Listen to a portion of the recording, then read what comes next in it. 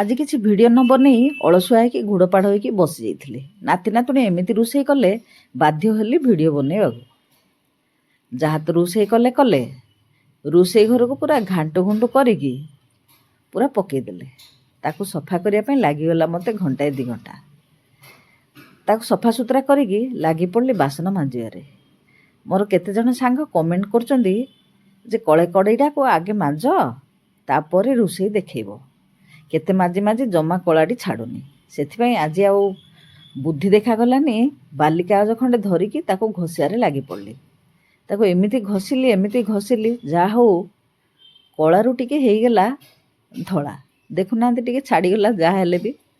ତାପରେ ଖୁଆଇଦେଲି ମୁଁ ନାତୁଣୀକି, ଝିଅ ନାତିକି। ତାପରେ ଖାଇଦେଲୁ ଆମେ। ଝିଅ ପଳେଇଗଲା ଡ୍ୟୁଟି, ଗୋଡ଼ରେ ତାଡ଼ିକି ଶୁଆଇଦେଲି ମୁଁ ନାତିକି, ପାଖରେ ଶୋଇଛି ନାତୁଣୀ। ଭିଡ଼ିଓଟି ଭଲ ଲାଗିଲେ ଚ୍ୟାନେଲକୁ ସବସ୍କ୍ରାଇବ୍ କରିବେ। ରହୁଛି।